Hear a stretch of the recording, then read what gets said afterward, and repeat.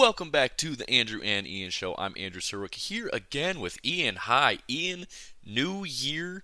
Um, we're finally back after basically 2 weeks off of no episodes due to me being out of town. Uh, you know for these last couple weeks now. But how you doing this evening, man? How's the new year? How's everything going, man? Uh, can't really complain so far, only now 2 days into the new year, so not much has changed. And considering the new year starting with WTF, outside of, the unfortunate happenings that we had in New Orleans, yesterday, it's been a pretty good year. Yeah, unfortunate what happened there. They had to move the Georgia Notre Dame game to today, and that actually just wrapped up about an hour ago now. Um, and we'll get into that.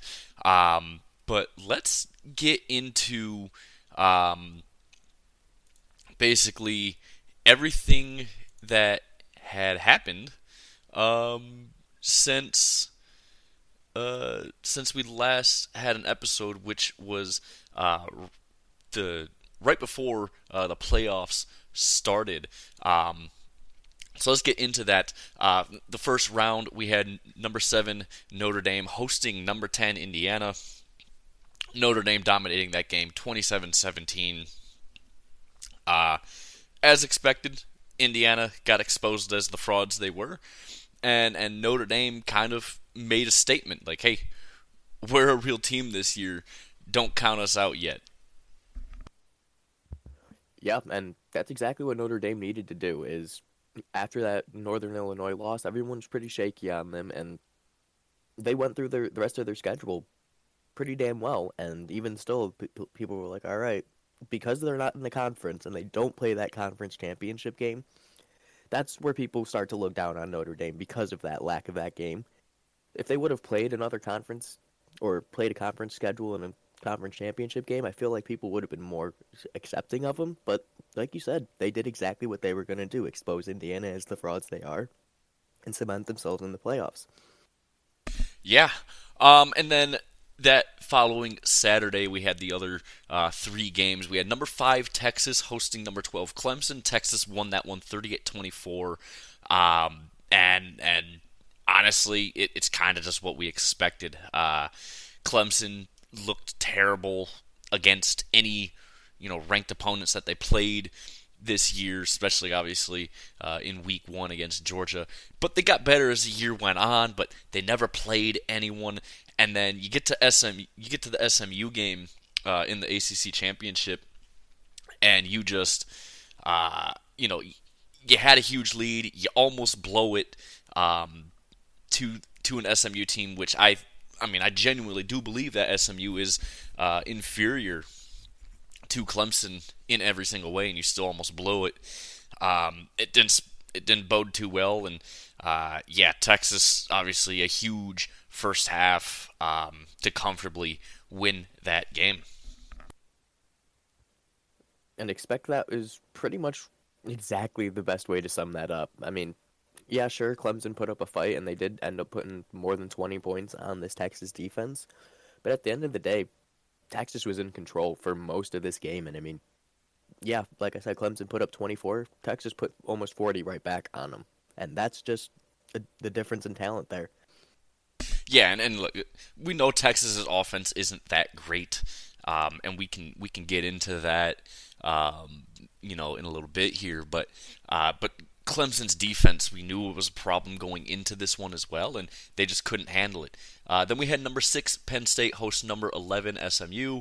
It was a whiteout game at Penn State, but it was a fucking noon kickoff, of course, because fuck you, Fox. Got you can't be having games like that be a night game, not at a place like Penn State. But anyways, yeah, Penn State won that one 38-10, and yeah, SMU wasn't in this game at all. It was all second half points for SMU. Penn State, again a big first half, just like Texas. And in fact, the scoring per quarter for both Texas and Penn State were exactly identical. So that was kind of interesting there. But yeah, Penn State just absolutely dominated. Singleton had a great game there, and it kind of showed what we knew this SMU team was, that they weren't that good. And that's kind of my problem here is I don't think a 12 team playoff is really good, because you're not going to get Cinderella stories like you will in college basketball, right? I think 8 teams would have probably been perfect, and you just kind of go from there. Because if you really think about it, you know, any given year in college football, there's 2, maybe 3 teams that are actually deserving to win a national title, and you get way too many of these games where you got teams that maybe are playing against a team that has no right being even close to a national title, and it's a huge problem, I think. So I think 12 might be just way too many teams for a playoff in college football, because again, any given year, if you really look at it, there's 2, maybe 3 teams, and that's why I think personally the 14 playoff was better. Yes, you had more snubs, but at the same time, you actually had good quality matchups through those playoffs, and you didn't get this in the first round really at all. And that was going to be my point. Is now we're at the point in the playoffs where it starts to get out of hand with some of these games, and even some of these matchups, like the next one we're going to go over. People thought this could have been a close game, and it just wasn't. And you know, we all knew SMU was kind of like Indiana. They were, pretty scheduled. They had 1 loss, 2 losses on the season, or something like that before this game, and they got exposed for who they really were. They made it to the ACC championship in their first year in the ACC, but like Clemson, who did they play to get there really? So Penn State did their job in this one, and I think 8 is probably a sweet spot for them for the playoffs, just because look at what the 8 seed Ohio State's done. So I think Ohio State has made the argument for at least an 8 team playoff, but 9 through 12 have made pretty much no impression on me to keep this 12 team playoff. Yeah, I mean, look, I mean, and speaking of 9 and Ohio State, I mean, we had number 8 Ohio State hosting number 9 Tennessee, and this was probably what was going to be the closest matchup, or at least what you thought would be the closest matchup based on seeding, and Ohio State absolutely dominated this Tennessee team 42-17. Showing just how great the SEC really is. um, but no, I mean, Will Howard looked competent. I mean, the thing is, and we'll get to it when we get to the quarterfinal round, reviewing that here coming up. Ohio State has been the best team in football through the playoffs so far. I mean, period. They are playing extremely well. Uh, Jeremiah Smith is a fucking alien, and Will Howard's actually come out and turned into a really, really competent quarterback. And it's funny in this game, if Ohio State played offensively the way they did against Tennessee, they would have absolutely smoked the shit out of Michigan. But they decided running on 3rd and long every single time was a better idea for some fucking reason. But yeah, Ohio State dominating Tennessee, and you're kind of right. 9 through 12 did not put up a good fight at all, and that's kind of where I said, look, it's controversial to say, yeah, 14 playoff was perfect the way it was. We didn't need more, because again, you're not going to get a Cinderella story with this 12-team playoff. It's football. It is not basketball. 2 completely different sports. But that's what the CFP committee wanted.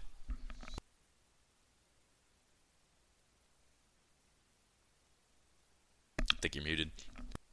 And so yeah, this is the point I'm probably gonna have the rest of our playoff review for college, just because this is it. The 8 seed. You saw, 8 beat 9, 6 beat 11, 5 beat 12, 7 beat 10, and they were all double-digit games. It's it's unnecessary.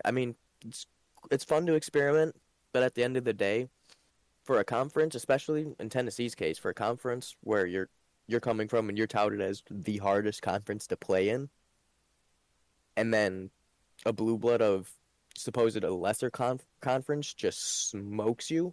I don't want to hear anything about temperature. Tennessee didn't look good at all this game. No, they didn't, and you know, and I want to talk about the SEC saying that Bama got snubbed, Ole Miss got snubbed. Neither of them got snubbed. It would have been the same fucking results. I guarantee you, if you put Alabama in for Indiana instead, Alabama still loses to Notre Dame. Maybe it's a closer game, but Notre Dame's one of the best teams in the country right now. I mean, they're playing phenomenal ball. You make the same argument Alabama for SMU or even Ole Miss for SMU. Penn State wins both those games 10 times out of 10. Like it doesn't matter. It just feels like 12 is just way too many, and yeah. I mean that's really all I got to say about it. Is 12 just feels like it's way too many. So then we move on to the second round of the playoffs. We had number 3 Boise State versus number 6 Penn State in the Fiesta Bowl, and Penn State just absolutely dominant on New Year's Eve, 31-14. Genty held to just 104 yards on 30 carries, no touchdowns in this game for him either. And this is where I kind of also say I don't think, for a 12-team playoff that the group of 5 school should ever get the bye week, because they play nobody all year, and then finally they do, and they get absolutely routed by Penn State, who, again, they knew they were going to run the ball to Genty, and they forced Boise State to have to throw the ball more, and they did. I mean, Madsen threw 35 times in that game, and he hadn't thrown 35 times in any game this year, because they just rely so much on Genty, and they still tried to force feed Genty, and he still, 104 yards, like I said, on 30 carries, which is just, abysmal to his standards. But it just kind of shows you the discrepancy between Group of 5 and Big Ten, and Penn State just absolutely dominated Boise State. If you look at the box score for this one, it's very misleading. I mean, Boise had more yards, they had more first downs, and then you look at the turnovers. It was 4-1 in favor of Penn State. That's exactly why Boise State lost this game. Your quarterback threw 3 interceptions, you lost the ball on a fumble once, and you had 13 penalties for 90 yards. I mean, most of those penalties came in very late in the drive and killed the drive or gave Penn State a fresh set of downs. And, I mean, fourth down, they were 0 for 1 in the red zone, if I remember correctly.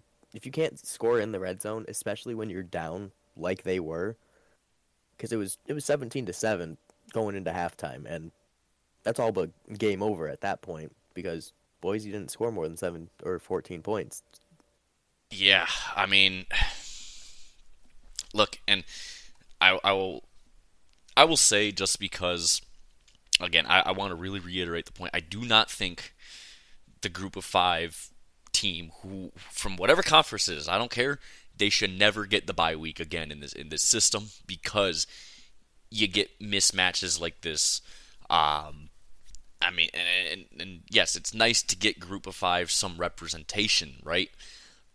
But again, you have to let them earn it, and I think going forward, the committee really needs to look at that. So then yesterday, in the Rose Bowl, we had number 1 Oregon taking on number 8 Ohio State. Yeah, like I said, Ohio State just playing the best football. They put up 34 points in the first half of this game, and then basically sat everyone in the second half and kind of let Oregon climb into the game. But they never had a chance. 41-21 final for Ohio State. It was the rematch we all expected, or we all anticipated. I mean, not the result we expected though. I mean, I wanted Oregon to win this obviously because I hate Ohio State, but um, you know, it kind of showed that like yeah, Ohio State. I mean, between the first time these two teams met earlier in the season, Ohio State at that time was not playing good football compared to where they were the last 4 or 5 weeks of the regular season, despite the Michigan game, right? Um, and then you look at the Tennessee game. Ohio State dominates there, and now Ohio State dominates Oregon again in this one. And it kind of makes some sense, right? I mean, again, Ohio State lost by 1 point to this Oregon team uh, at a time where they weren't playing the greatest football that they could have been. And then, they get better as the season goes on, and now they just absolutely annihilate this Oregon team. And Oregon, I think another one of their problems, and it's something they have to deal with, or something they have to figure out really, because Pac-12 players and Big Ten players usually never a great size comparison, right? It's why the Big Ten has usually the biggest players in college football because it's just different in the Big Ten, right? And that's something I think Oregon and Washington, USC, UCLA, they're going to have to adapt to and start finding bigger players to recruit because it makes the difference. Oregon had a huge size disadvantage to Ohio State all year. I mean, even in the first matchup, Ohio State had the size advantage, obviously. But yeah, I mean, just Ohio State, the size advantage definitely helped them in this game, and they just again routed this number one team in the nation. If there was any time to have the worst game of your season, it's right now. And that's exactly what happened to Oregon. They were never in this game, and Jeremiah Smith, as a freshman, took over this game. It's a damn shame that he is forced for 2 more years to stay into college because he's an NFL receiver right now. Yeah, he's doing this shit as a fucking freshman. Yep, 7 receptions, 187 yards for 2 touchdowns as a freshman. And the majority of his work was in the first quarters, second quarter, from the first half. Yeah, yeah. Talk about straight dominance. Ohio State, 500 yards total to Oregon's 276. That's pathetic. Yeah, and they Ohio State was using every weapon too. It wasn't just Jeremiah Smith who, I mean, he led the team in receiving with 187 yards and 2 touchdowns, but Ibuka had a great touchdown catch that was basically one-handed in this game. And hold on, let me pull up more of these receiving stats. Yeah, Ibuka had a great game. Scott Jr. had a really good game. Or I shouldn't say that. He obviously he's a really good tight end. He only had that one target, but he went for 30 yards on it. Solid performance. But it was Smith and Ibuka really just those two, man, just absolutely dominated in the receiving game. And then you had Henderson and Judkins both having really solid games as well, and Henderson with 2 touchdowns in this game. I mean, Ohio State offensively is a juggernaut, and we really need to appreciate that. Even though I hate them, we got to appreciate what they have. You stole the words right out of my mouth. Both Travion Henderson and Quinshon Judkins both almost ran for over 100 yards. Henderson did it on 8 carries for 94 yards and 2 touchdowns. Granted, I mean, he ran for 66 yards in one of those carries. Still, ridiculous. You win games in the trenches, and when you're running for over 100, almost 200 yards combined in 2 players, and you have a receiver who has, by himself, almost 200 yards, your offensive line is clicking. Yeah, and then also yesterday in the Peach Bowl, we had number 4 Arizona State versus number 5 Texas. And Texas wins this one in second overtime, 39-31. And Texas, I mean, they went in the half 17-3 in the lead. And then Arizona State gets a safety, which kind of gives them a bit of hope, right? And the fourth quarter comeback for Arizona State, two-point conversions at key critical times, able to get them to be in this game. Arizona State ultimately loses though, but on an interception thrown from Sam Levitt to seal the game. Really, really good game though throughout. I mean, I thought this was going to be yet another blowout, but then like I said, Arizona came back. Cam Scadaboo though, man, 8 receptions for 99 yards, 30 carries, 143 yards, 2 touchdowns, and he threw for a touchdown in this game. All he needed was a receiving touchdown. He would have had a touchdown hat trick. But got to give credit to Arizona State. What a great season. I mean, they were predicted to have the worst record in the Big 12 this year. They come out and they win it. But ultimately, they lose to Texas in overtime. And it was a game that Texas almost lost them. Texas didn't win this game. Arizona State basically just lost the game because Texas had this game wrapped up at halftime. They really, really did. And they allowed Arizona State to crawl back and get the win. Or not to win, yeah, get the win, but allowed Arizona State to have a chance at winning this game. But like I said, it was a game that Texas should not have gone to overtime. Texas should have just kept dominating, but they took their foot off the gas. And then when it mattered most, they finally got the plays that they needed in overtime. But man, what a story for at least Arizona State this year. And it's going to be interesting to see what they do moving forward now.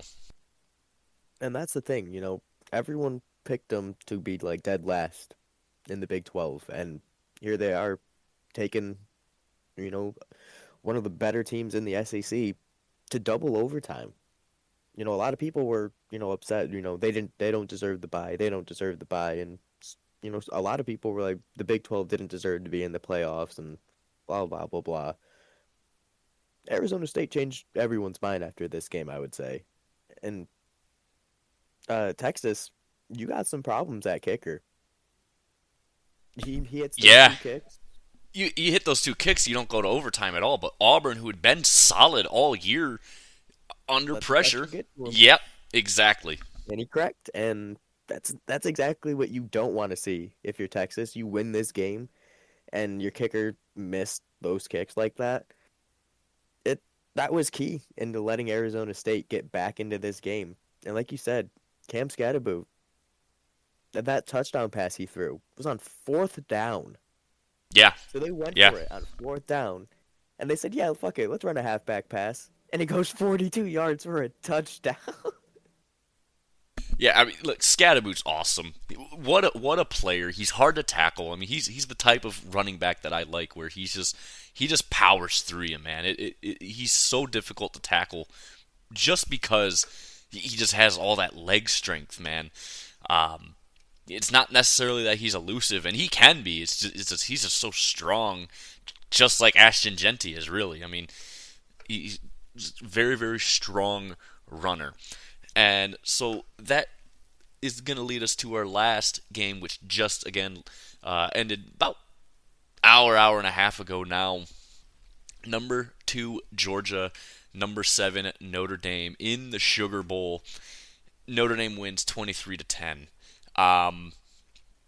This game went almost exactly like I predicted it to, where Notre Dame was going to shut down Georgia's offense. Even if Georgia had Carson Beck in, I don't think it would have been much more of a difference in this game. Maybe closer, but I still think Notre Dame would have won.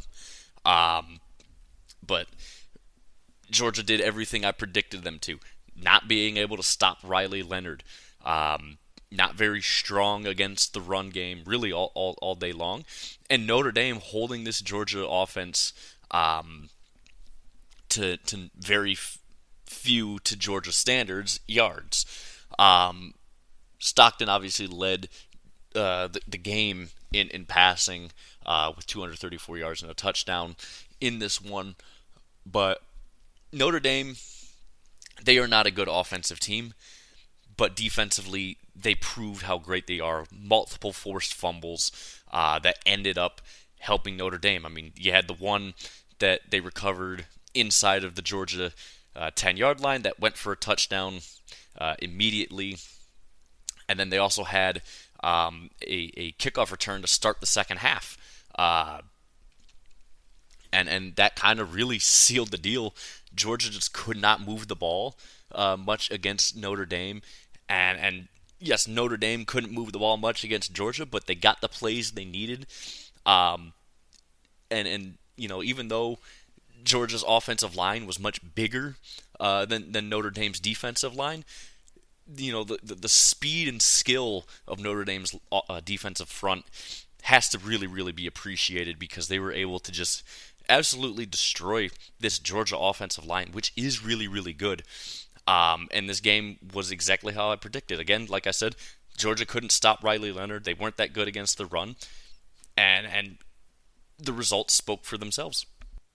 Like I said about Ohio State, you win games in the trenches, and like you said, Georgia could not stop the run. They gave up 154 rushing yards on 37 attempts. Now, granted, that's only 4.2 yards per rush at the end of the game. You still got dominated.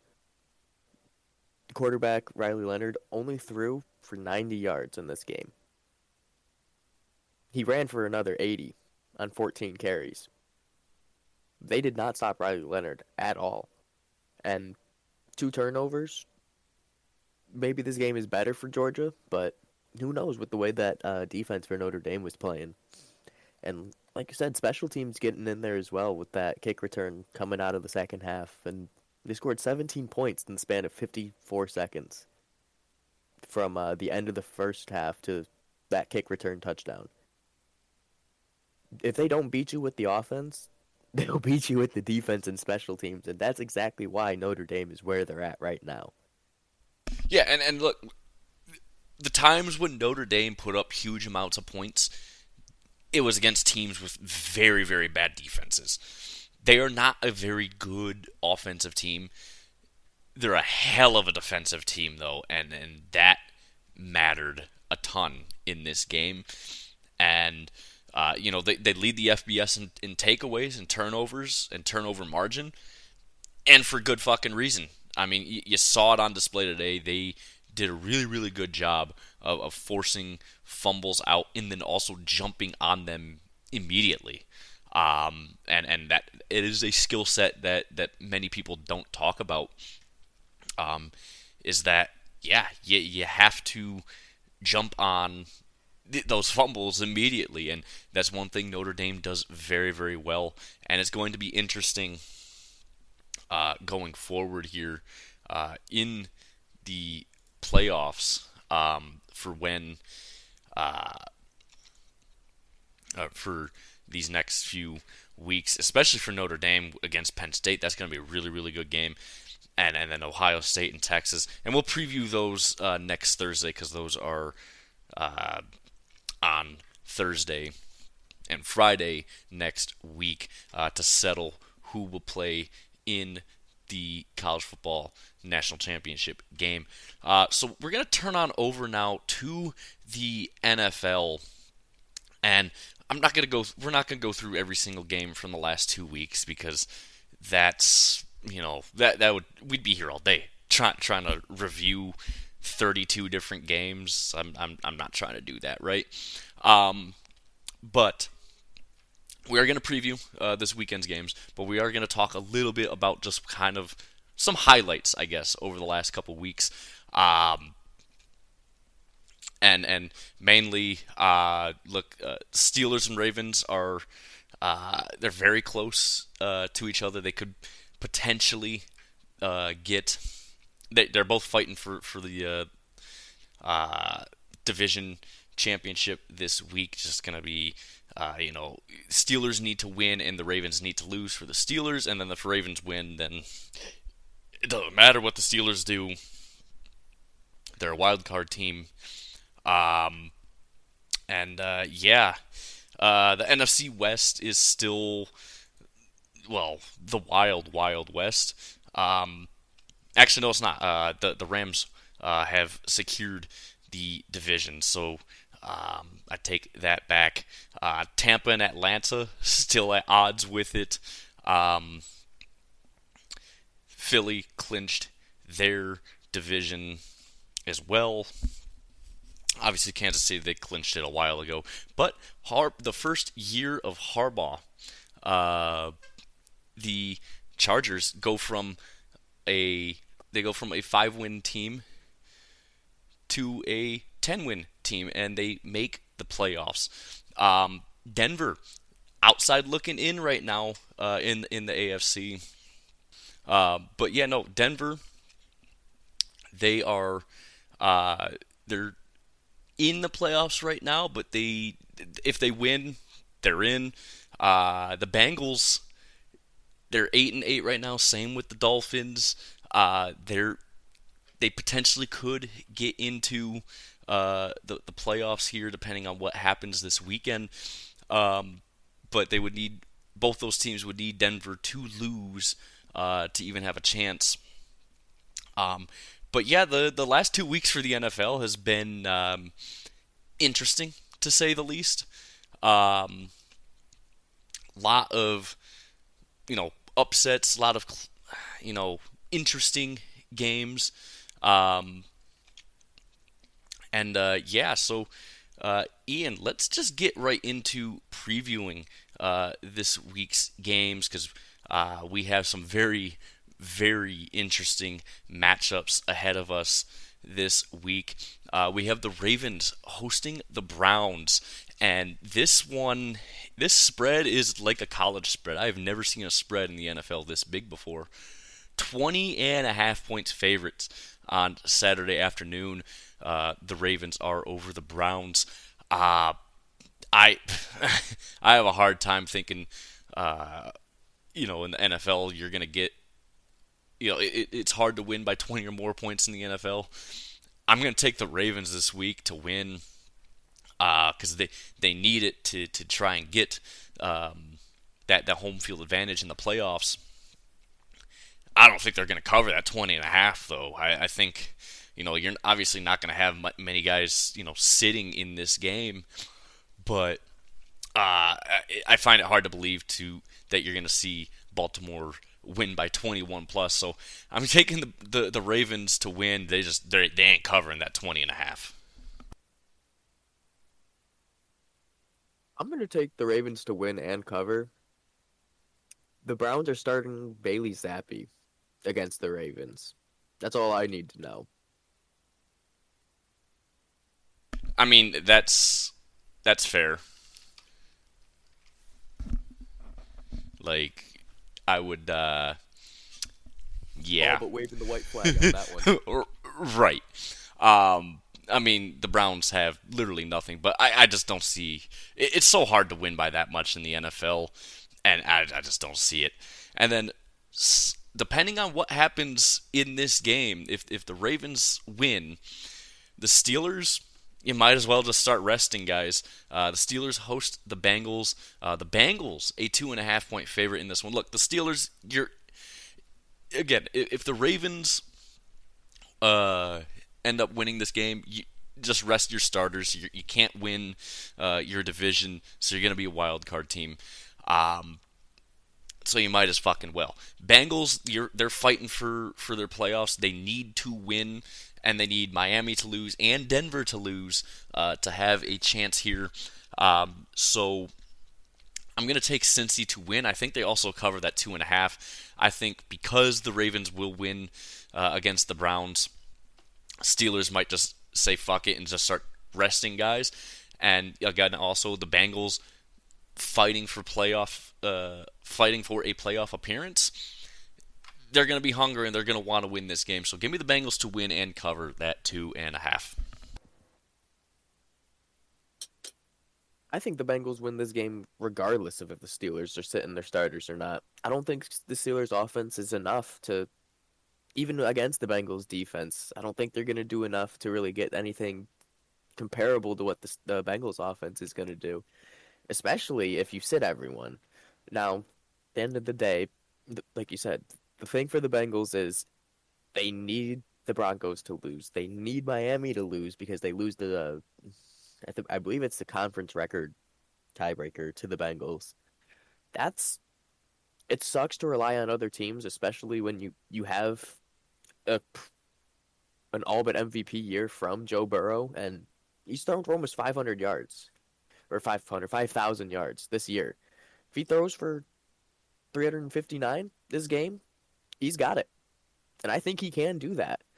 And at the end of the Bengals need to win, and they're not in, but they could stop the Steelers from winning the AFC North, and to win to potentially put yourself in the playoffs and stop a division rival from winning the division. Say that's pretty good for me if I'm Cincy. So give me Cincinnati to win and cover. Yeah, and look, we talked about it earlier well, I guess last year now. Earlier this season, though, with the Bengals, that slow start to the year, what was it, 0-4 or 0-5 to start the year? It's so hard to make the playoffs, but here they are. They're 8-8. They're playing really, really good football right now.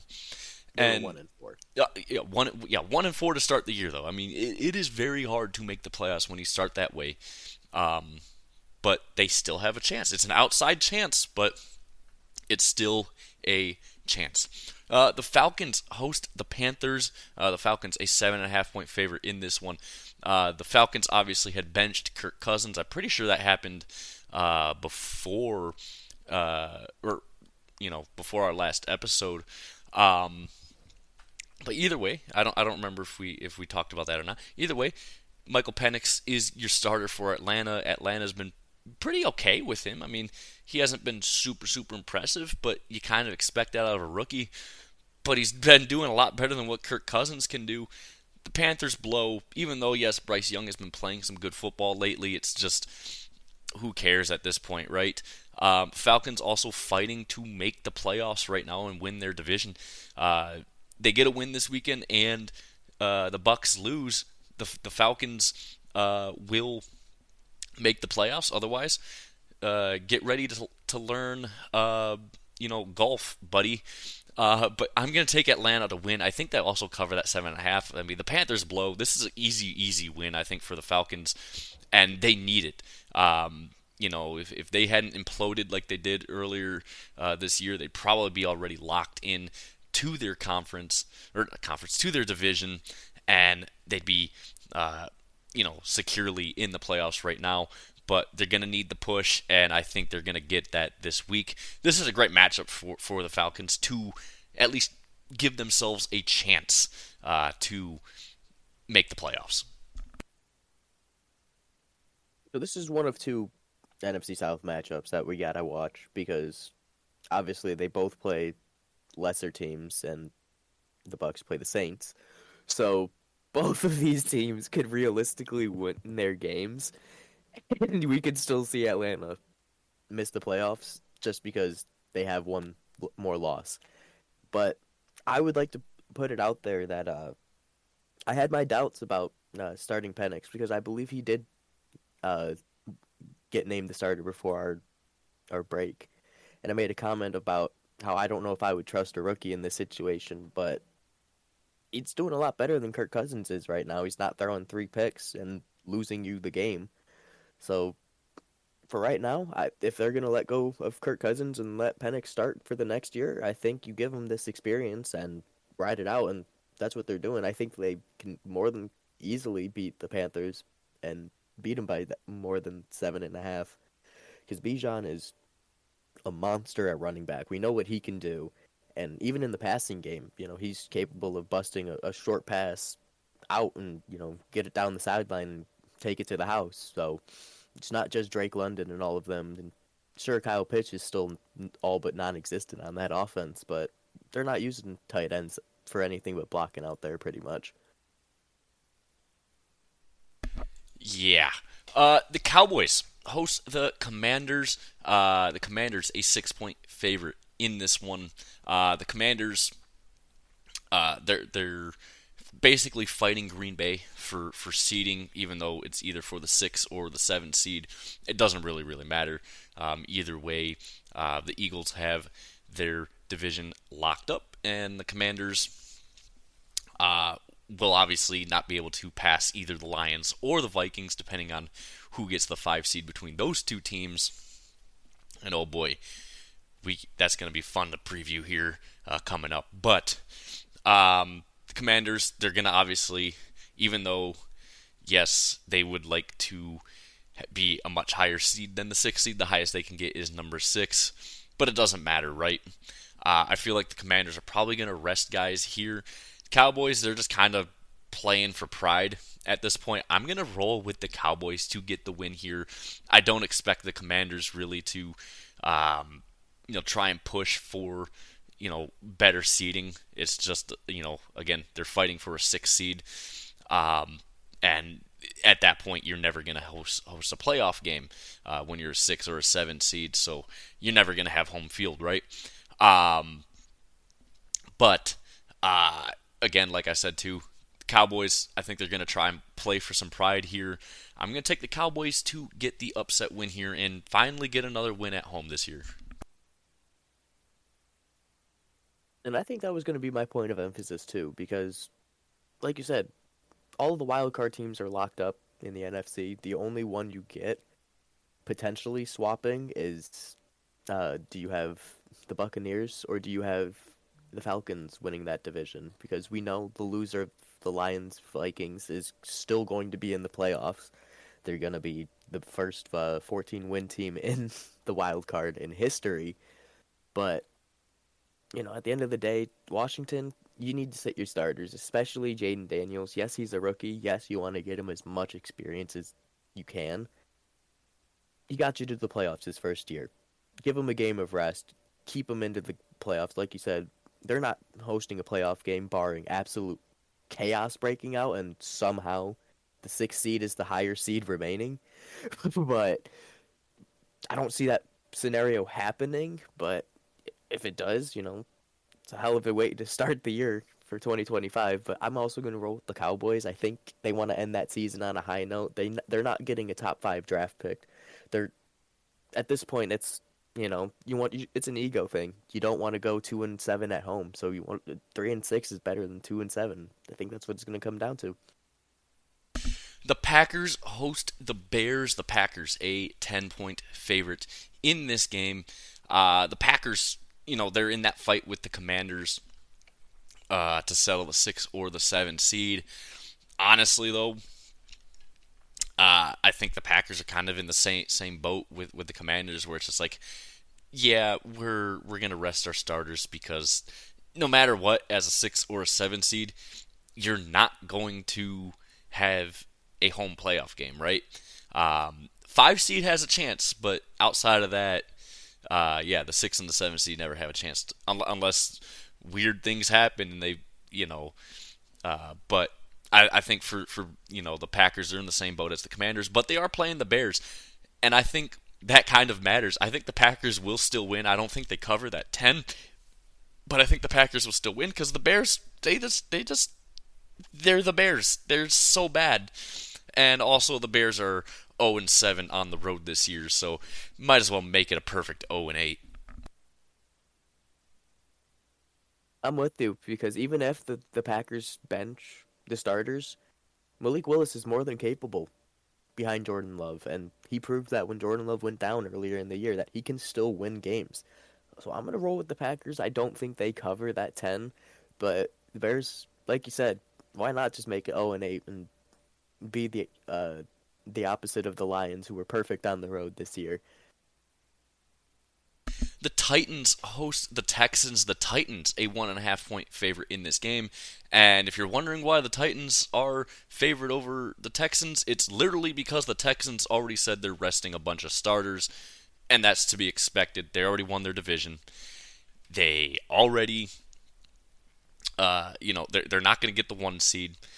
You're not going to get the 2 seed, and you're not going to get the 4 seed. So, you know, fuck it, we ball, right? Just fucking send out your backups and just let them get some good experience before the playoffs, and good to go. I think the Titans will win due to that fact. I mean, the Titans have a really, really good defense, and they have had all year, and they're going to be playing against the Texans, second and third stringers the entire game. So I'm going to roll with the Titans to win and cover that 1.5. And this might be a lesser version of the Packers Bears, just because I haven't seen anything from the Texans second and third stringers. But like you said, if the Titans are even favored in this one, that should tell you something. So I'm gonna roll with Tennessee, and obviously it's a 1.5 point. I think they can cover that. The Colts host the Jags. The Colts a 5-point favorite in this game. Look, honestly, if you're the Colts, you're just kind of playing for nothing at this point. Um, and Anthony Richardson, you're a bum, right? But the Jags, they suck. They're down to their backup quarterback. Um, yeah, I mean, look, this is a toilet bowl. The way I see it, both these teams don't have anything to play for. Just really some pride. I'm going to take the Colts to win. I think they don't cover that 5, though. I think this will be a low-scoring, close game throughout. There's two players I'm looking at in this game, and it's one from both offenses. And for the Colts, it's Jonathan Taylor, and for the Jags, it's Brian Thomas. Because either of those are very capable of having breakout games against the opposing's defense, and it could end up a shootout just because of those two.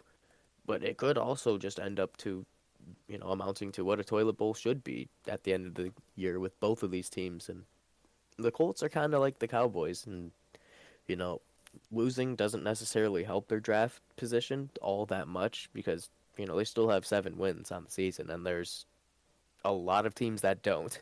So, and sure, you lose to it, Jacksonville, they still have 5 wins, and you still have 7, so you're not jumping them as you're their division rival. So, like you said, it comes down to an ego thing, and I think for the Colts, they would much rather end closer to 500 than trying to get a better draft position, much like the Cowboys. So I'm going to take the Colts to win just because I trust Jonathan Taylor a little more than I trust Brian Thomas.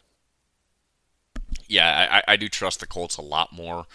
And at the same time, you're possibly also looking at the last game as a head coach for fucking what's his name in Jacksonville. Um, Probably going to be his last game as a head coach, at least in Jacksonville and maybe ever in the NFL. Because yeah, what a terrible season. Anyways, the Patriots host the Bills. The Bills just a 2.5-point favorite in this game, and same situation as the Texans. They can't get the 1 seed. They can't drop down to the 3 or 4 seed. They're locked into their seeding at the 2 seed, and they are going to be resting most of their starters. Is what the reports are. Is that most of their starters will be resting in this game. So yeah, that's why the line is at 2.5. Because when they played each other a few weeks ago, the line was at I think 14.5, if I remember correctly.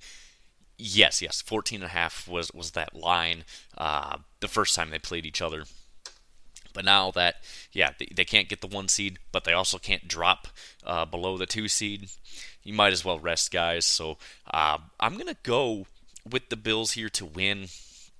The Patriots are just so bad that I think the Bills, even with their second stringers in, they can win the game because I think they have a lot of depth, comparatively. But I'm gonna roll with Buffalo to win. they cover that 2.5, but only just. I think this will be a pretty close game and low scoring. Um, I'm looking at right now the statement from Patriots head coach Gerard Mayo. He said if Drake May is healthy, he's starting versus the Bills. I don't have any confidence in that statement saying if the quarterback's healthy, he's starting. I don't think he should be starting, period, if that's the statement. At the end of the day, the Bills are starting or are resting most of their starters. The Bills defense, like you said, or Bills team in general, not just their defense, has a lot of depth to it, and that's why they're sitting here at 13-3, and why they're in the Super Bowl conversation. They're one of the best teams in the league all around, and having this opportunity to sit your guys is exactly what you want. I'm also gonna roll with Buffalo. I wouldn't be surprised if New England manages to win this one, but I don't think they want to because they're in the running for that top draft pick, and they could potentially get it, and they want to secure that as best as they can with the loss. Yeah, there's a lot of tiebreakers that they need to go through to figure out who will get that first overall pick. But yeah, New England, they better their chances if they intentionally lose this game. But it's the NFL. Guys aren't going to go out here and try to intentionally lose. Let's be realistic now. But they have a chance to get that first overall pick. They just need a lot of things to work out in their favor this weekend, including some really key wins from teams that they're competing with, like Tennessee and New York. Speaking of New York, the Eagles host the Giants. The Eagles, a 3-point favorite in this game. Eagles cannot get the 1 seed in the NFC. Eagles cannot drop down to the 3 seed because, outside of the Eagles and the entire NFC North, the NFC is not very serious because obviously the Rams and the winner of whoever the NFC South is going to be the 4 seed, and then the Rams get the 3 seed. Eagles are locked into the 2 seed. They're going to be resting a ton of guys. But the Giants just absolutely blow. I'm taking the Eagles to win, and they just barely cover that 3 as well. This is going to be a low-scoring game. Nobody's going to really care, and the Eagles are just going to rest their guys. And that's the unfortunate part about this one is with the Eagles resting their starters, Saquon Barkley will not break the NFL rushing yards record this season, which I get, the whole stigma of, he had an extra game, blah, blah, blah, blah, blah, blah. He's not playing that extra game anyways. So he breaks 2,000 yards. Good for him. Great season for him. Philly's offense, they deserve the rest. I mean, yeah, it sucks that they're not going to get the 1 seed. And it sucks that, you have 2 NFC North teams that are, just, A, they have the tiebreakers over you. And B, one of them's going to tie you with record, and the other is going to be above you, barring a tie, which at that case, both of them are still technically better than you in record. But, it's a great season from Philly, and the Giants absolutely blow. They're in the conversation with the Patriots of they want to lose this game. Like you said, it's the NFL. They're not going to go out and intentionally throw this game, but they want to get a better draft pick. They want to actually have someone that's going to be a franchise quarterback like Daniel Jones, or who they thought Daniel Jones should have been, I should say. Yeah. The Bucks host the Saints. The Bucks, a 13.5-point favorite. For the Bucks, it's simple. Win this game, you win your division, and that's enough said. You lose this game, Atlanta wins the division, and you're out golfing next week. It's the Saints. The Saints are terrible. They've been terrible really all year. They started out the year really, really hot with the number 1 offense in the league through 2 weeks, and then it really went away and went downhill really, really fast for them. The Bucks are going to be throwing everything at them. Baker Mayfield has been playing incredible since really about week, I want to say 12, week 13. He's just been phenomenal. Mike Evans, since he's come back from injury, he's been incredible as well. And he leads his team in receiving despite missing all that time, which just tells you how good Mike Evans still is in what is really his twilight years of his career. Right, he's getting up there in age, but man, I'm gonna roll with the Bucks to win. I don't think they cover that 13 and a half. I think they're gonna get out to like a 3 or 4 touchdown lead in this game, pull their starters out, and the Saints might be able to come back and get some garbage time points. But yeah, either way, I'm taking the Bucks to win. You know what? Fuck it. They will cover that 13 and a half. I think they're going to really try to blow out this Saints team just so they can rest guys for that second half.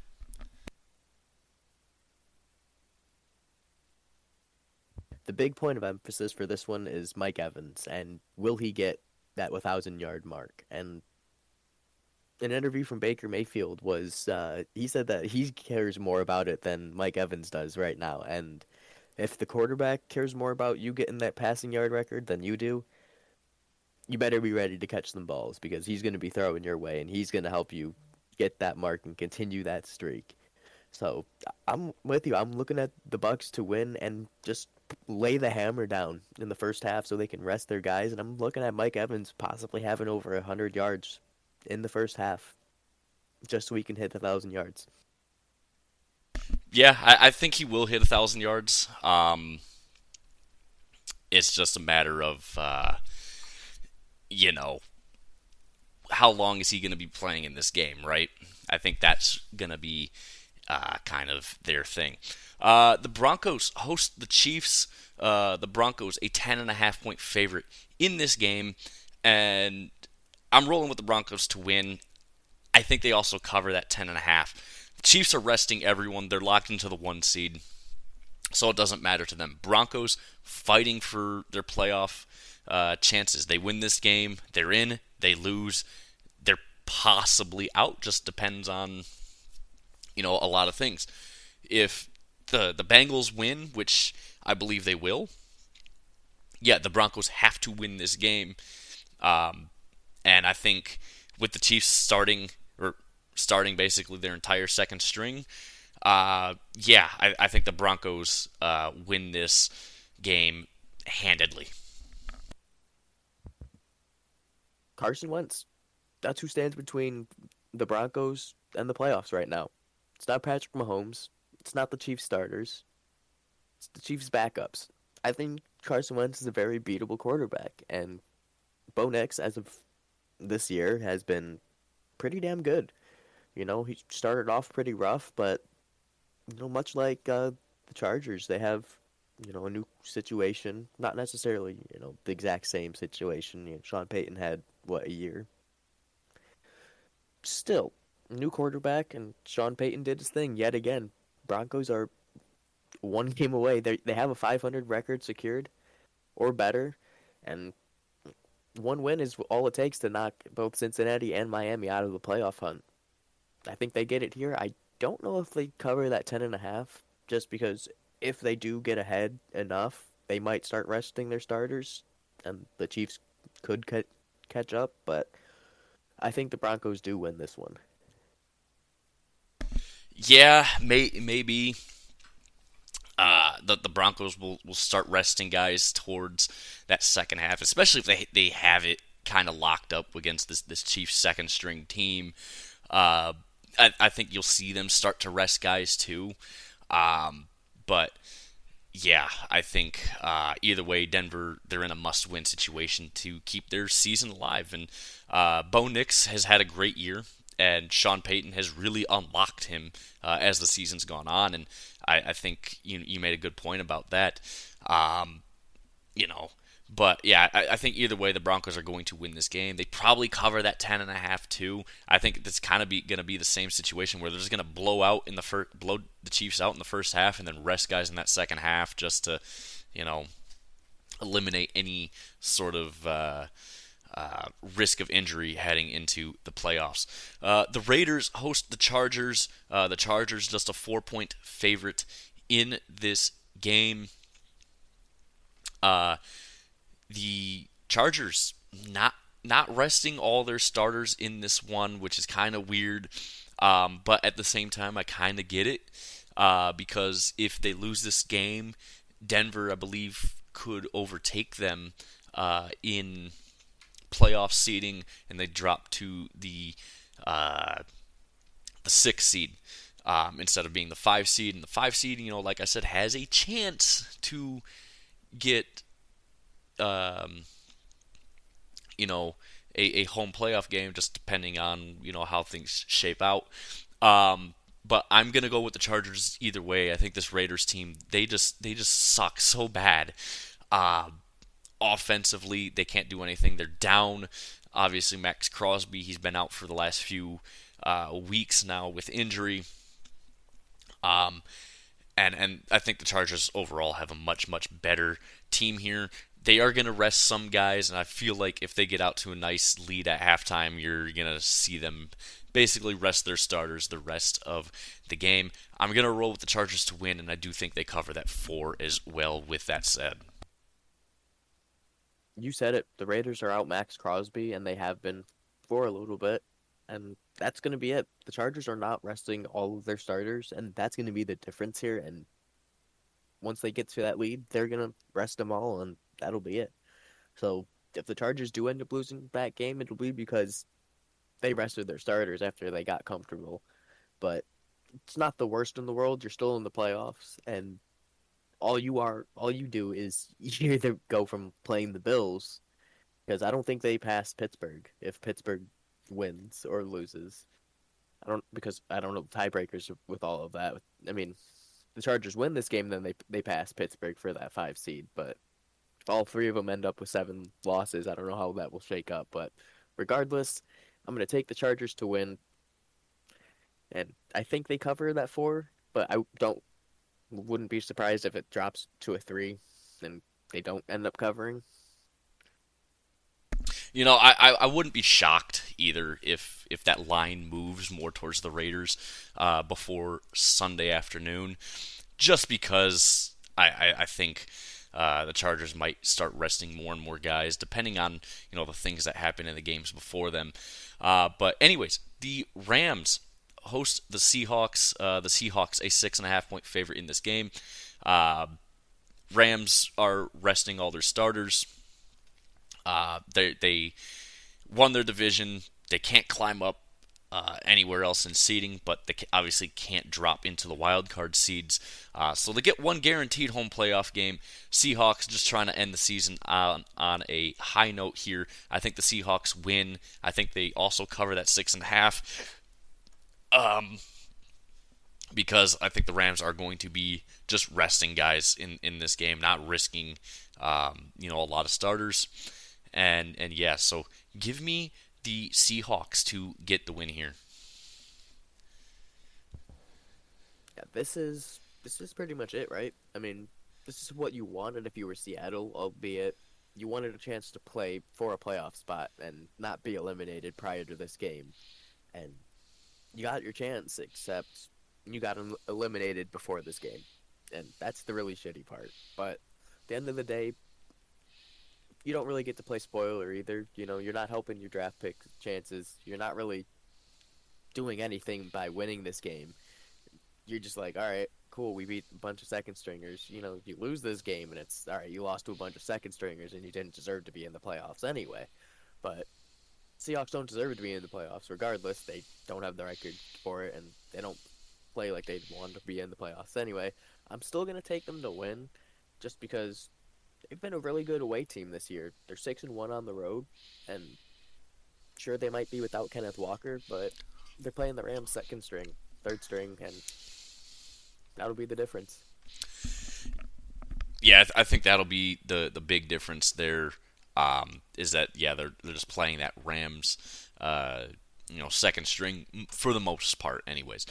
There's not everyone's going to be resting for the Rams here, but most players will be. The Jets host the Dolphins. The Dolphins just a 1 point favorite in this game. Dolphins needing a win, needing Denver to lose, and needing Cincinnati to lose to have a chance to make the playoffs here. Um, Either way, I think Dolphins are going to win this game no matter what happens before their game because they're going to at least try to play with some pride here. And the Jets just suck. They really really do. Why they're just a 1 point favorite is beyond me. But I like the Dolphins here either way. I think they're going to win. I think they're going to cover. But again, they're just praying that both Denver and Cincy lose this week, and they can get themselves into the playoffs here. But either way, even though yes, they're playing at the same hour as Denver, but if they see Cincy wins, they're going to at least try to finish the season on a high note, and I think that's kind of important to them. So either way, yeah, give me the Dolphins to win and cover. And ending on a high note for this Dolphins team is, I'd say that's a goal for them, and that would be pretty damn good. Because I'm looking at it, and considering what happened with Tua and when he left and how bad they were, and then he came back and they started, they were still losing games, but then he started, playing really well and they were winning games, and just all of the stuff they've had to deal with. It'd be nice for them to end on a win, and it'd be nice to see them make the playoffs. But like we've seen the past few years, they can't go into Arrowhead and win. They can't go to Buffalo and win.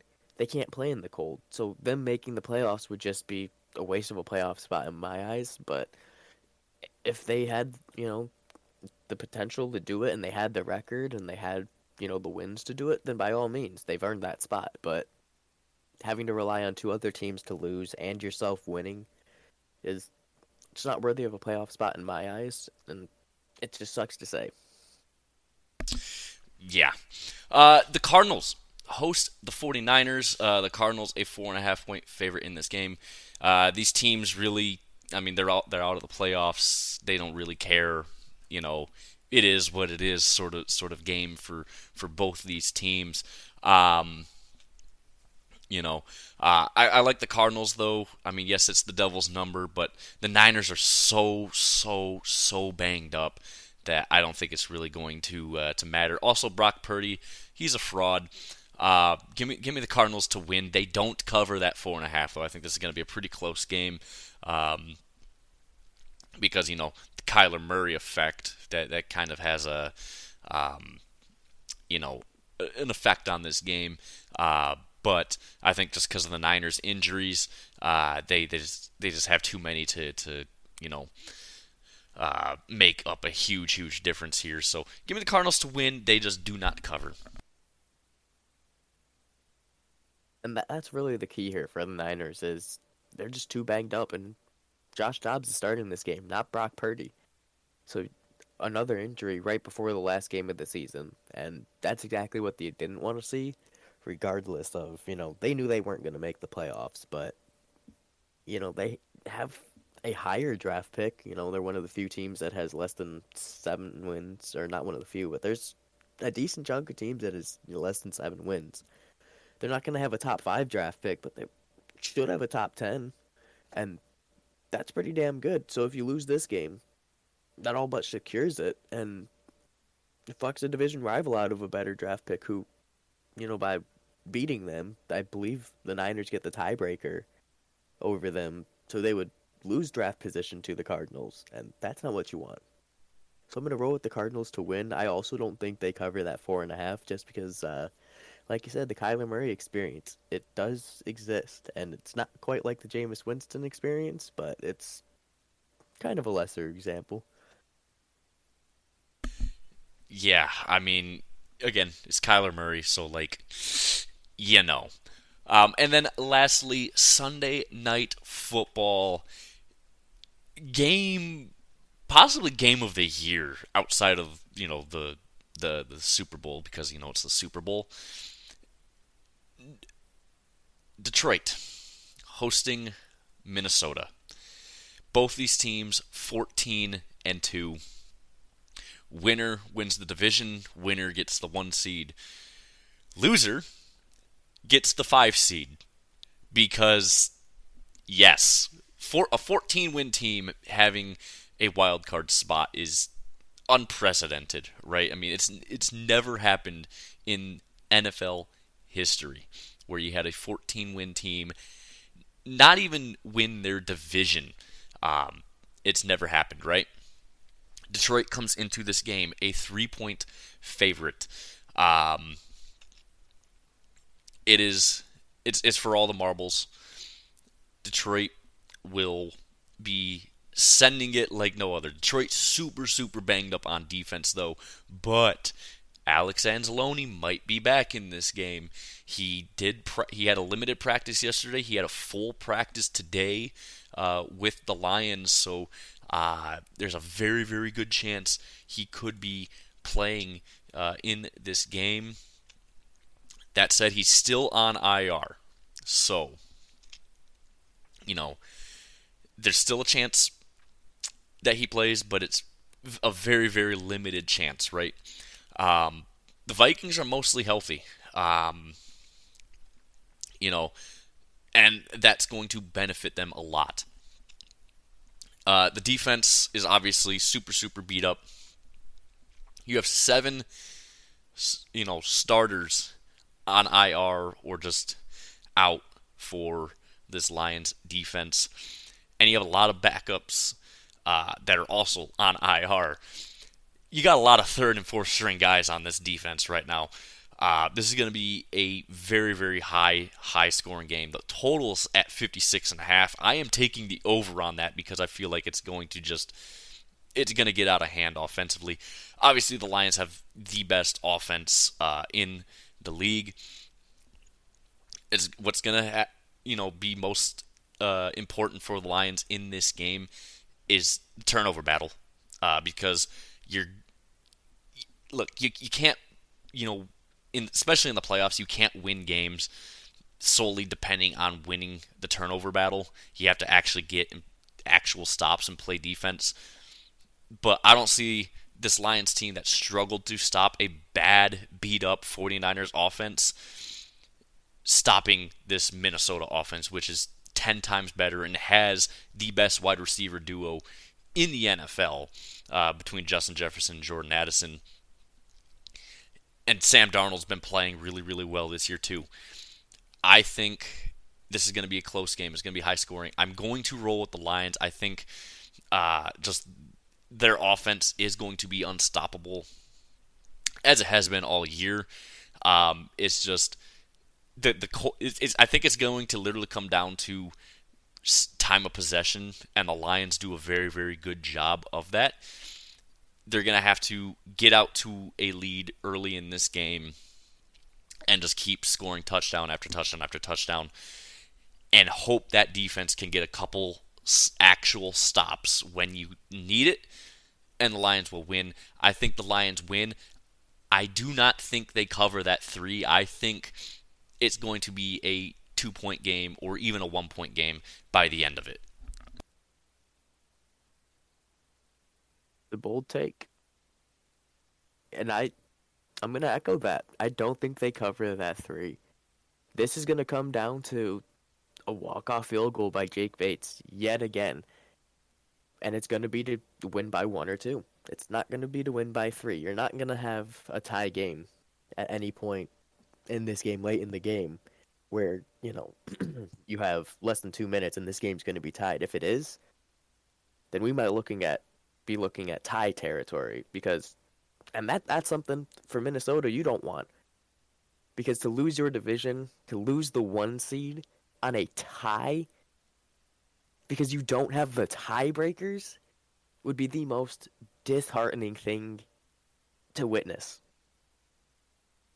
At that point, I don't think they would even win their next game, because why the fuck would you want to? You just lost the 1 seed on a tie. A literal tie. And now I know that's a legitimate reality that could happen. It's not a reality that people should be planning for. It's so unlikely, and this is going to be a shootout. I'm with you. This over is going to probably hit in the third quarter. This is going to be a offensive clinic here. And the turnover battle is going to make a difference. Minnesota, they get their turnovers. The Detroit defense with Brian Branch and Kirby Joseph, they can get their turnovers there. Now, Sam Darnold is pretty pick prone. Jared Goff can be pick prone. I mean, outside of that 5 interception game, he's only thrown 5 more this whole season. So that kind of shows you who he is. But Sam Darnold's only thrown 12 this whole season. So these are very comparable people at the quarterback position, and this offense is on both sides. You know, Aaron Jones, who is questionable for this game, so he's probably going to play. But leading this at backfield for Minnesota, 1,000 yards on the season, only 5 rushing touchdowns though. That's going to be the thing. If the Lions can keep Aaron Jones from having a big game on the ground, you can give Justin Jefferson his. Keep him out of the end zone, lock down on everyone else. That's how you win this game. You know Justin Jefferson is going to beat whoever you put on him. Your number one guy will not match up with Justin Jefferson. You know that if you're Dan Campbell and you're Aaron Glenn. It's just not going to happen. You don't have someone that can play him. Go somewhere else. Start with Jordan Addison and work your way down. Keep Justin Jefferson out of the end zone as best as possible. That's how you win that game. Give him the yardage. Who gives a fuck about that? Yards can win games. Scoring touchdowns is what wins games at the end of the day. I don't give a fuck if Justin Jefferson has 18 receptions for 187 yards. I want to see 0 touchdowns. If they keep him out of the end zone, that's a good game from them, and that's how you win that game for Detroit. Yeah, I think what they'll have to do is, I mean, they'll have to do what they did earlier this season. Yes, they are without Carlton Davis, so it makes it harder. But if you bracket coverage Justin Jefferson and take him out of this game, you know, you have a realistic shot. But again, you're asking a lot out of, you know, now you have Terrion Arnold, a rookie, as your CB1, and you don't want to have a rookie in that situation. And you've even had to bump Amik Robertson, who's a really good slot corner to the outside, and you know, he wasn't the greatest last week or even the week before. You know, bumped out to the outside there. He's a really, really good slot corner. He's not a very good perimeter corner, and you know, that does not help the Lions at all. But you know, you're gonna have to figure out something to slow down Justin Jefferson too. But one thing you also have to factor in now is when the Lions played the Vikings earlier this season, T.J. Hawkinson was out, and T.J. Hawkinson's been back, so that's another, you know, weapon that Minnesota has, and he's been really solid, you know, since coming back from injury. I wouldn't say he's been great by any means, but he's been very solid at the very least. And that's going to be another dependable weapon for Sam Darnold in this one. So Aaron Glenn has his work cut out for him. He's had it for, you know, weeks and weeks and weeks now. It's just gotten worse and worse as the season's gone on too. Obviously, with all these injuries just piling up. But you know, if Anzalone does play, that's a huge, huge, huge help for this defense. Although, again, it's very unlikely he's going to. But he did practice. He had a full practice today, too. So there is hope. But either way, yeah, the Lions, they got their work cut out for them. They're going to need a lot of help this week. And then last thing I want to get into before we go, over the break, the Detroit Red Wings fired their head coach, Derek Lalonde, and they also fired, forget the name, but he was our penalty kill. Bob Boucher. Yeah, Bob Boucher, the penalty kill assistant coach. So they fired both of them, and Steve Yzerman hired Todd McClellan, who was without a job to start the year. but he had some not necessarily successful runs, but he was head coach for the Sharks for a few years, brought them to a conference final. Head coach with the Oilers, I believe, before he's with the Kings. Uh, had didn't have a lot of success in the playoffs with the Oilers. Went to the Kings, brought them to a conference finals once, ultimately losing in the conference finals. Never went to the Stanley Cup. But the thing with Todd McClellan, though, is that he's very, very good working with young players, whereas Derek Lalonde, well, he was just not a very good coach at all. But there's some young players here on this Detroit team that he's already, since taking over the Red Wings bench, he's already started to unlock them more. I mean, he moved Joe Veleno, who'd been a fourth line winger or fourth line center, depending on where Lone had him in the lineup. He moved him up to the first line to be a winger with Larkin and Raymond, and already has that move has looked very, very smart. I mean, if you watch hockey, you know that Joe Veleno actually had some good potential. He just was always stuck playing with dog shit teammates. Happens when you have Kopp and Comfer and Rasmussen to play with. You're not going to look very good, but now he's actually looked pretty solid on that top line with Larkin and Raymond, and it's worked. But McClellan, he was on the coaching staff for the Red Wings in 2008 as an assistant coach for that cup-winning team before he moved to San Jose in 2009. But anyways, it's already showing some. There's a lot of positive things now in these last couple games now for the Red Wings, where you're seeing improvement and you're seeing these guys play fucking hockey, and then that was kind of one thing that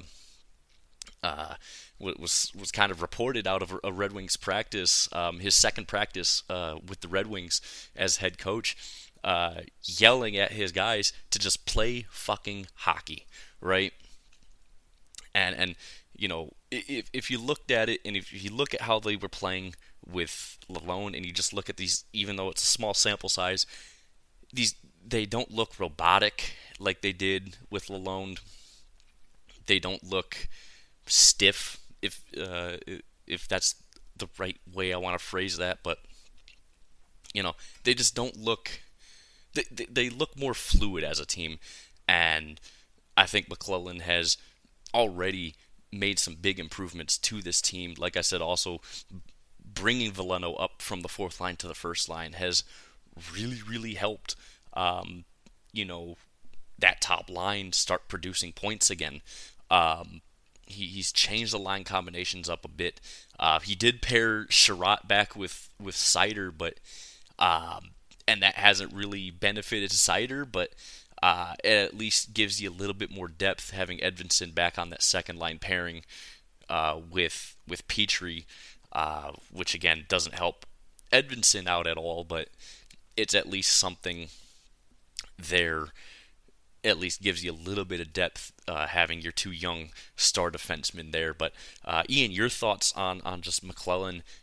It was the day after Christmas they announced McClellan being named the head coach and firing Derek Lalonde. But what are your thoughts on it, really? I think it came a little too late. I think it should have came at the start of this season, but at the end of the day, we might end up with I believe it was like the 2019 Blues, where they fired their head coach halfway through the season and then went all the way to the Stanley Cup. So right now, the Wings, since hiring Todd McClellan, including their win tonight against Columbus 5-4, they're 3-1 since firing Lalonde. I wanted him gone after they missed the playoffs last year. Now he's gone, and all of a sudden, they can actually score 5 goals in the game to win that game. They can actually score goals. Maybe good old Tom McClellan was right and just play fucking hockey. That's the type of head coach I want. Just don't sugarcoat anything. Like you said, they've been doing it their whole lives. Just play the fucking game. You're professionals. That's what you've been paid to do. That's what you've grinded your whole life to do. Don't overthink it. It's that simple. Don't get into your head. Yeah, sure, you have all of these expectations you have to land on you. Don't overthink it. It's just another game. Play it. And now we're seeing results. And the biggest thing is now you know we knew they needed defense. We knew they need better goalies. But now they have the offense. Their offense is starting to have life. I mean, looking at the goal scorers tonight, they got a goal from Patrick Kane. They got a goal from Eric Gustafsson. They got a goal from Alex DeBrincat. They got a goal from Larkin. And And then more importantly, they got a goal from fucking Jonathan Berggren tonight for the game for the winner, game winner. the game Finally, winner him getting some looks. with at 1924 in the third period, mind you, he got the game winner at 1924. That game was all but over and heading into overtime. Just goes to show this is what you have. And I mean, when you have a guy like Berggren who's getting that game-winning goal, and he is one of the players who people have been trying to have him called up because he was just tearing it up at Grand Rapids, and he was just wasting away down there.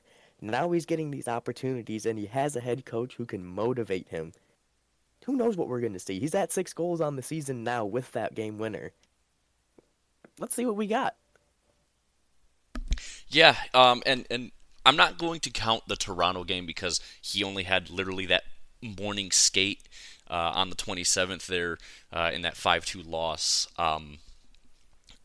to the Leafs, but they've now averaged 4.75 goals a game in their last 3 games since actually having time to get his system implemented with these teams.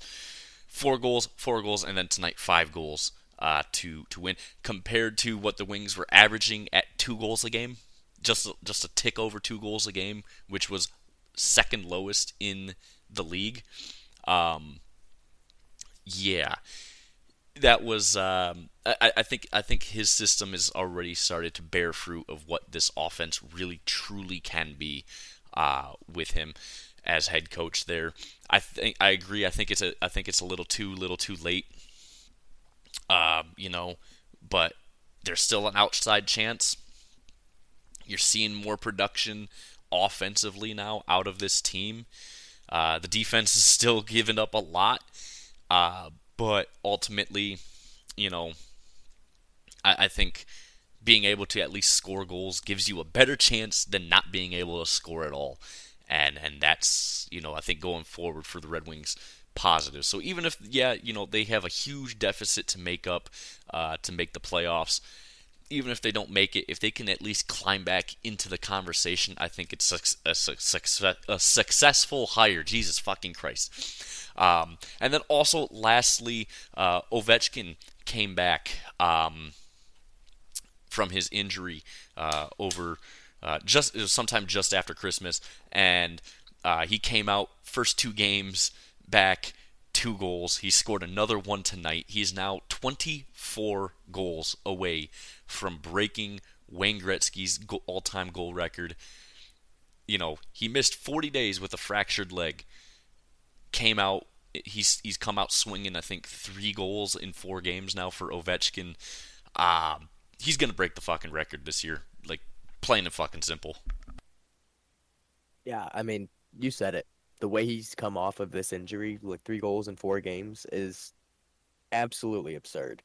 And I mean, that's exactly where you want him to be. You want him to come off that injury. You want him to score goals. And we very well could see him score those 24 this year. And if we don't, we're going to see him get a majority of them this year. And he's going to get probably 3 or 4 games within next year and get that record. So he's very capable of scoring 50 goals in a year. We've seen him do it consistently throughout his career. That's why he's even in this conversation of passing Wayne Gretzky. He's at 17 or 18, I believe now with this. Yeah, 18 with the one tonight. he's good for at least 35 this year, right? You would assume, and that's 17 of the 24 additional. I think he can get that 15 more to get him to 50 on the year and pass that record. Yeah, I think he will. He's going to get it this year. I genuinely believe that. He's 24 away. He's got plenty of time. He's still on pace for it. In fact, he's improved his pace since coming back from injury. If Yeah, he needs to score 42 goals this year like to do it. I think he can score 50 and get there. like he definitely can get there. He's still well on pace for like I think 40 some odd goals.